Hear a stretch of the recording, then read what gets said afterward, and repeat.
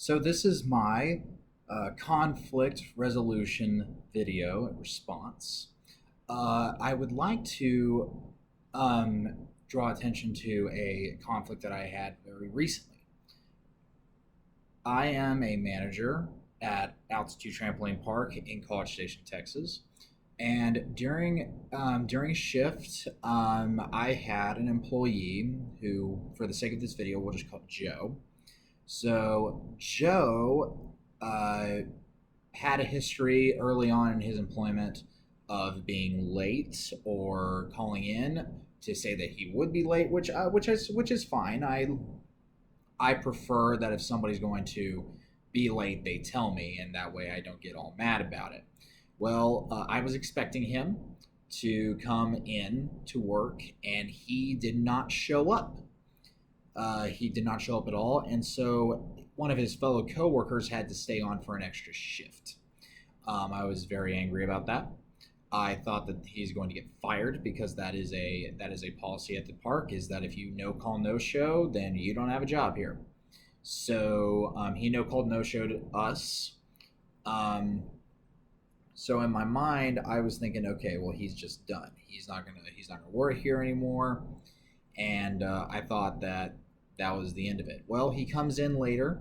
He comes in the next day, and he just tells me um, that he's sorry that he was late, sorry that he couldn't get a hold of me, and he understands the punishment. Fast forward to a little bit later, and my general manager, for the sake of this video, we'll call her Sarah. Sarah decided that she would have a talk with him and find out what was going on, and it was resolved. He did not get fired. We knew why he was late, and he went off with a warning, and that was the end of it. When speaking about myself and how I pursue or how I perceive myself to be in a conflict resolution scenario, I see myself as more the team captain.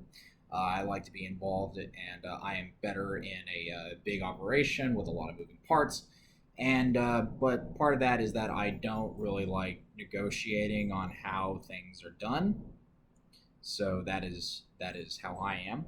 And then Sarah is more of the quarterback type. She is able to negotiate with people as she did with Joe, and we were able to resolve it. And such is the case of what happened. On speaking on whether it was effective, how it all worked out, I would say that the way that my style came into being probably wasn't the best way to